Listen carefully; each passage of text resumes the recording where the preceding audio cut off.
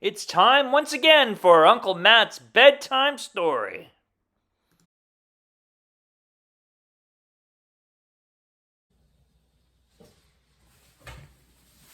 Hello everybody, it's Uncle Matt and I'm here to read you a bedtime story.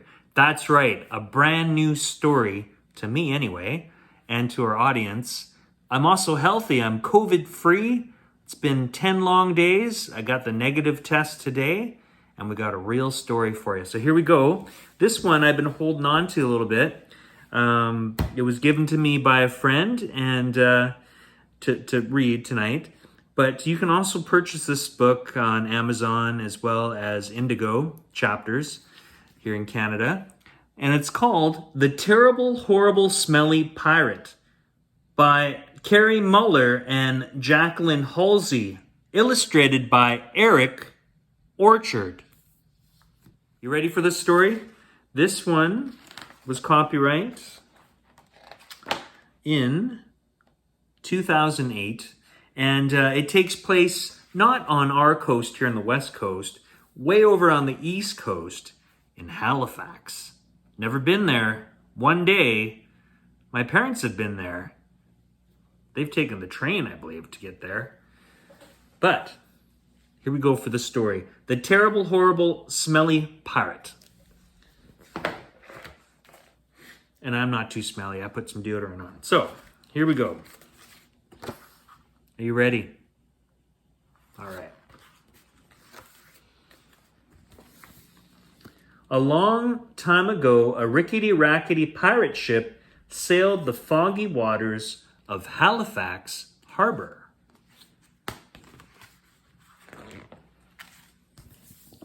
The crew consisted of a terrible, horrible, smelly pirate and a parrot named Polly with no sense of smell. Hey, that's kind of like COVID, right? Sometimes we lose our sense of smell and taste.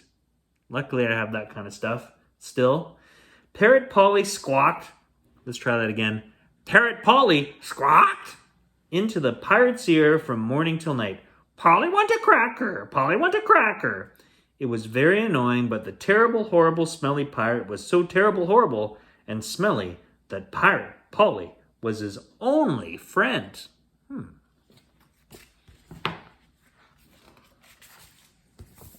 One day, Parrot Polly said to the terrible, horrible, smelly pirate, a terrible, horrible, smelly pirate such as yourself should have a hidden treasure. Shiver me timbers, you be right, hollered the terrible, horrible, smelly pirate. Hoist the mainsail, haul up the anchor, unfurl the jibs. It's treasure we be seeking.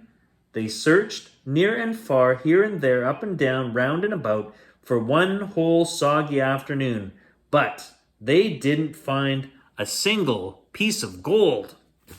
Not one. The terrible, horrible, smelly pirate scratched his itchy belly. He was about to say, I be hungry, let's go home, and Parrot Polly was about to say, Polly want a cracker, again, when the mist lifted and the island of Big Thrumcap came into sight. The terrible, horrible, smelly pirate put his spyglass to his eye.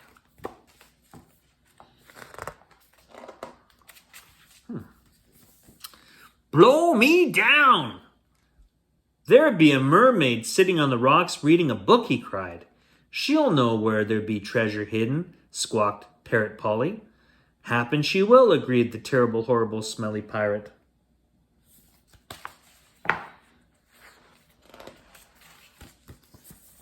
When they reached the mermaid, the terrible, horrible, smelly pirate called out, Ahoy, me hearty! I be a terrible, horrible, smelly pirate, and this be Parrot Polly. Know ye the whereabouts of any hidden treasure?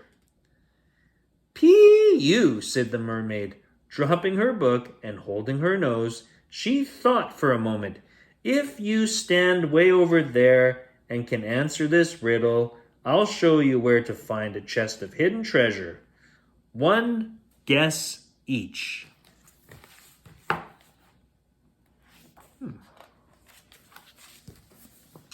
The terrible, horrible, smelly pirate was so excited he jumped up and down. Parrot Polly nearly fell off his shoulder. Squawk! Shh, said the terrible, horrible, smelly pirate. If you keep squawking in my ear, I won't be able to answer the riddle or hear it. Here's the riddle, said the mermaid. I stand up tall, my head held high, and blink 3 times as you pass by. The terrible, horrible, smelly pirate and Parrot Polly wrinkled their brows and thought and thought. It's me, of course, cried the terrible, horrible, smelly pirate, standing on his tippy toes and blinking 3 times. The mermaid rolled her eyes and shook her head.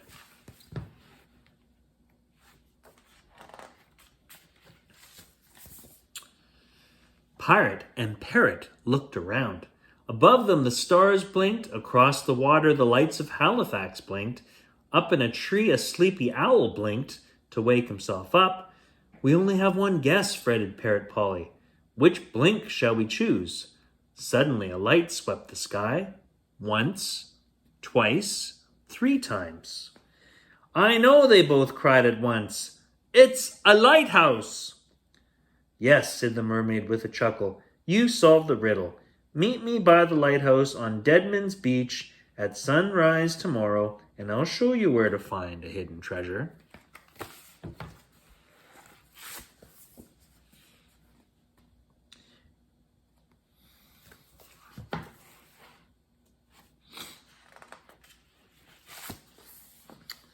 Rocking in his hammock that night, the terrible, horrible, smelly pirate dreamed of a chest full of gold. Asleep on his shoulder, Parrot Polly dreamed of a chest full of crackers.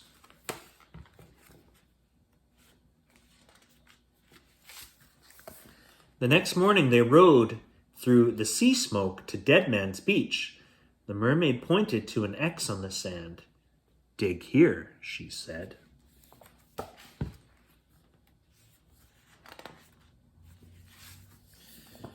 The terrible, horrible, smelly pirate started digging. He got very hot and very dirty and became smellier than ever. At last he struck something hard. There she blows, squawked Parrot Polly. Wahoo! Cried the terrible, horrible, smelly pirate. He threw down his spade, heaved up the treasure chest, unlatched the catch, lifted the lid, and looked inside. Squawk! Screamed Parrot Polly. Arr! Bellowed the terrible, horrible, smelly pirate. Awk! Maybe it's crackers. Oh, no! Oh! Look at that. It's soap, they both shouted. What are we supposed to do with all this soap? Asked the terrible, horrible, smelly pirate. Wash, said the mermaid, matter-of-factly.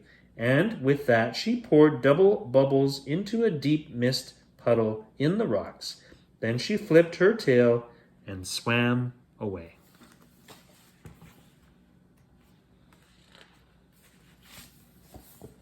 Pirates don't take bubble baths, sputtered the terrible, horrible, smelly pirate.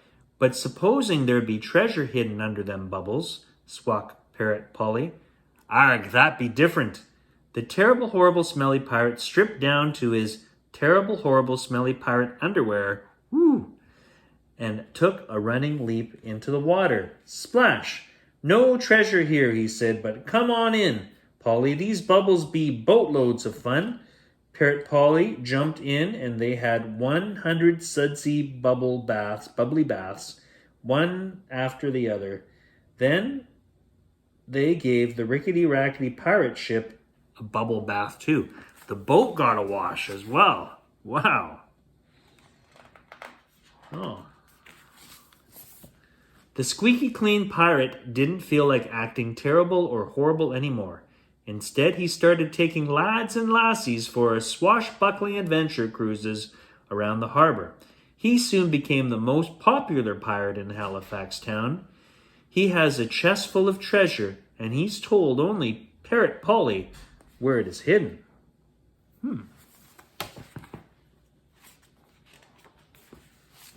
Like in the bathroom or something.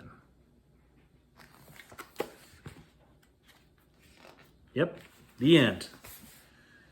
Well, not so smelly anymore this part. That is all the time we have for Uncle Matt's bedtime story. I hope you enjoyed that story, and I'll see you next time. Bye for now.